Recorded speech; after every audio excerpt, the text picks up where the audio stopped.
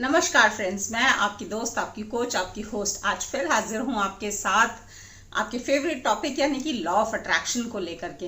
दोस्तों, बहुत लोग पूछते हैं कि मैम कोई स्टेप मिस तो नहीं हो जाता मैनिफेस्टेशन करते वक्त हमसे, हम कोई प्रोसेस मिस तो नहीं कर देते हैं जिस वजह से हमारी मैनिफेस्टेशन स्लो डाउन हो जाती है, उतनी फास्ट नहीं हो पाती और कई बार तो पूरी ही नहीं होती है।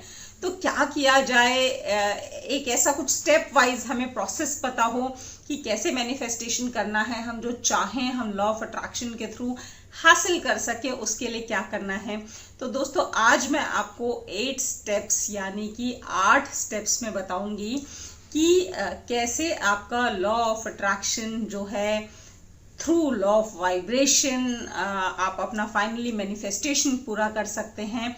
मैं आज आपको ये बताऊंगी कि आप अपनी वाइब्रेशंस को इतना हाई कैसे कर सकते हैं कि आपकी जो मैनिफेस्टेशंस हो लॉ ऑफ अट्रैक्शन के थ्रू वो बहुत जल्दी पूरी हो जाए।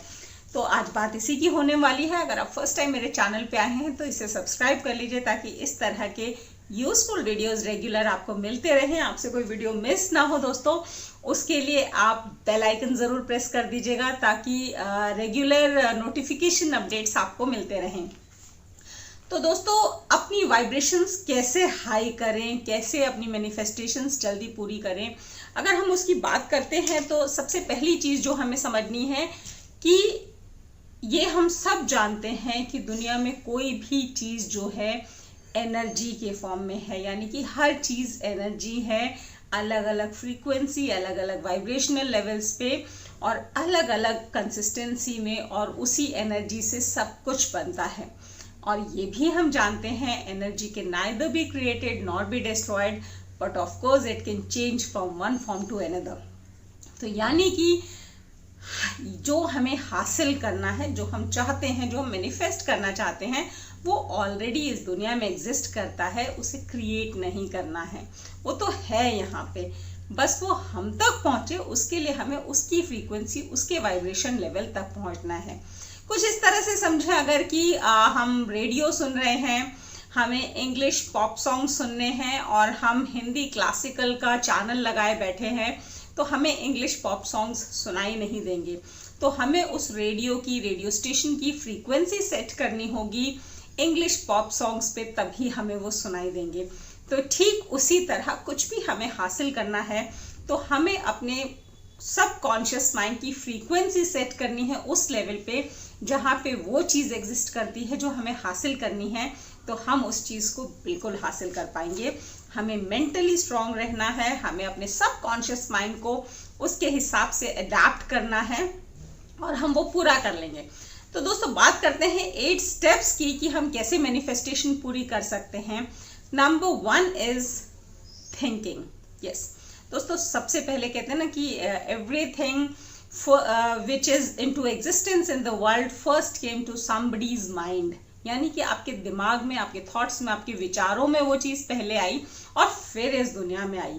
और ये हर चीज़ के लिए एप्लीकेबल है और आप जिसे पाना चाहते हैं उसके लिए भी उतना ही एप्लीकेबल है। तो आपको उस चीज़ के बारे में बार बार सोचना है कि आपने वो हासिल कर लिया है, आप उसे ले चुके हैं और वो चीज़ आपकी हो गई है। आपको यकीन दिलाना है खुद को कि आप ले चुके हैं, मान चुके हैं, हासिल कर चुके हैं। तो ये है नंबर 1 स्टेप दोस्तों। नंबर 2 स्टेप है दोस्तों राइटिंग, स्क्रिप्टिंग। यस, कहते हैं ना कि जब हम सोचते हैं तो हमारे दिमाग में काफ़ी ख्याल आते हैं, कुछ दूसरे ख्याल भी आ जाते हैं, लेकिन जब हम लिखने लगते हैं तो हमें लिखने में इतना कॉन्सेंट्रेट करना पड़ता है कि हम दूसरे ख्यालों को काफ़ी ज़्यादा फिल्टर आउट कर देते हैं, हम नहीं सोच पाते हैं और हम स्पेसिफिकली वही सोचते हैं जो हम लिख रहे होते हैं। तो लिखते वक्त जो है हमारे थॉट्स और भी स्ट्रांग हो जाते हैं। इसलिए जब आपने कुछ हासिल करने का सोच लिया, मैनिफेस्ट करने का सोच लिया, तो उसके बाद उसे लिखिए, स्क्रिप्टिंग कीजिए, तो आपका ये जो मैनिफेस्टेशन प्रोसेस है थोड़ा और फास्ट हो जाएगा। नंबर 3 स्टेप है दोस्तों स्पीकिंग। आपने देखा होगा कि अगर आप कुछ लेना चाहते हैं और उसके बारे में किसी से जब बात करते हैं ना, तो आपके अंदर की एक्साइटमेंट ही अलग होती है। आप बड़ा खुश होके, बड़ा एक्साइटेड होके उस चीज़ के बारे में बता रहे होते हैं।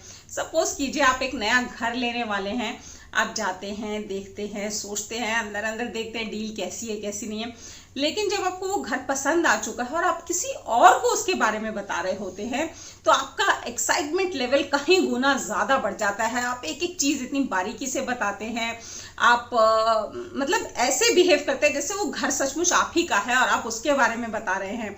आपके बिहेवियर में पता ही नहीं चलता कि वो किसी और का घर है जिसकी आप बात कर रहे हैं और आप सिर्फ इंटेंशन रखते हैं उसे खरीदने की।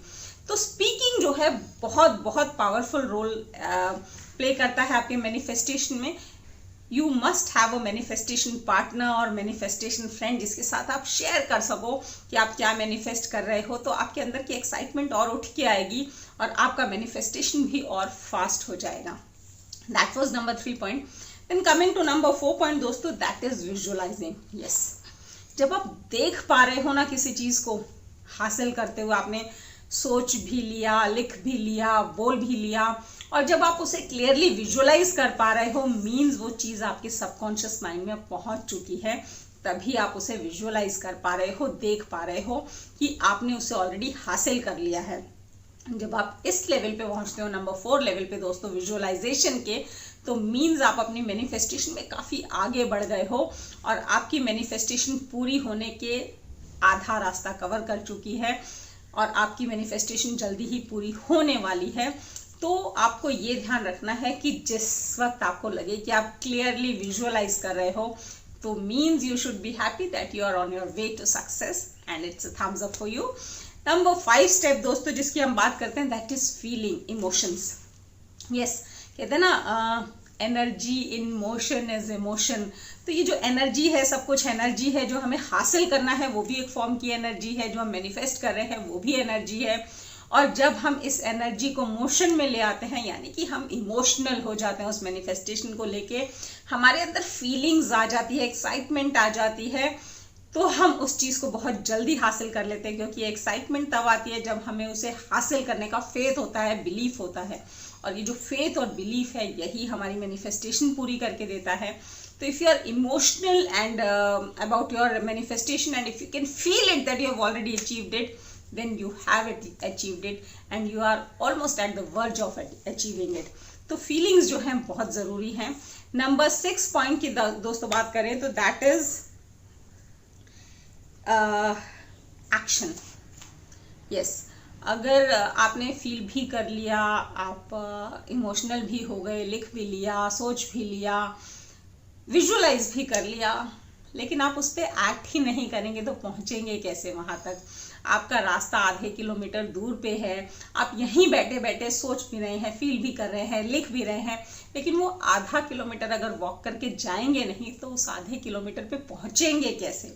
तो दोस्तों action is very very important, कि जो भी आप मैनिफेस्ट कर रहे हो उसको हासिल करने के लिए जो भी एक्शंस जरूरी हैं उसका प्लान सेटअप करके उस पर एक्ट करना स्टार्ट कर दें। If I am manifesting that I have to make a foreign trip in January, तो मैं अभी से उस पर एक्शन स्टार्ट कर लूँगी। आई चेक कि मेरे पासपोर्ट्स एक्सपायर तो नहीं हुए हैं, आई स्टार्ट चेकिंग कि टिकट्स कितने की मिल रही हैं, कब सस्ती टिकट्स मिल सकती हैं, कब रीजनेबल मेरे बजट में होटल्स मिल सकते हैं, मेरे पसंद के होटल्स मिल रहे हैं कि नहीं, कहाँ कहाँ मैं होटल्स ले सकती हूँ।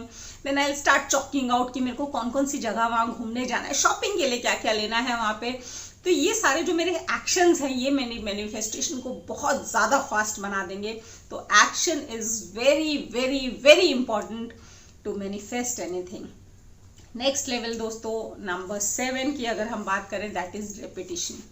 यस, रेपिटेशन से क्या होता है ना, जैसे जब हम बचपन में ABCD पढ़ना सीखते थे ना, तो बार बार हमें बुलवाया जाता था, रटवाया जाता था, रिसाइट करने को बोला जाता था, so that it's inscripted in our subconscious mind, कि हम बिना सोचे भी बोले तो A से Z तक धड़ाधड़ बोल दें और हमें सोचना ही ना पड़े कि ये ABCD है क्या। तो इतनी ज़्यादा इंस्क्रिप्शन है उसके हमारे दिमाग में कि हम बिना सोचे भी ABCD फट से बोल सकते हैं। तो रेपिटेशन प्लेज दैट पार्ट, कि हमारे सबकॉन्शियस माइंड को ये नहीं पता, इट कैन नॉट थिंक कि ये सही है, गलत है, पॉसिबल है, इम्पॉसिबल है। उसको ये पता है कि जो चीज़ बार बार उसके रिपीट होके सबकॉन्शियस माइंड में बैठा दी गई है वो सच्चाई है और वो पूरी होगी। तो दोस्तों repetition plays a very important part two inscribe और एम्बेड एनी थॉट और any reality in your subconscious mind, and which turns into reality even if it is not. So repetition is the most important part. And last but not the least, 8th point दोस्तों, that is set it and forget it.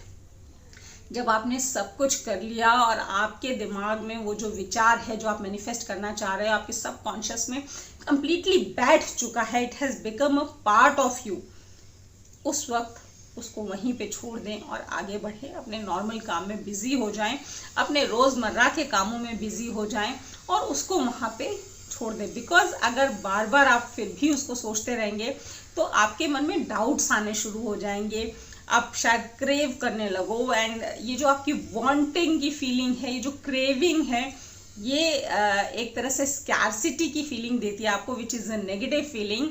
और जब आपके मन में scarcity की feeling आएगी कि ये मुझे मिलेगा कि नहीं, ये मेरा पूरा होगा कि नहीं, क्या होने वाला है, आपके अंदर फियर आएगा, तो ये सारे जो नेगेटिव थॉट्स हैं आपके मैनिफेस्टेशन को अगेन पीछे घसीट देंगे, स्लो डाउन कर देंगे।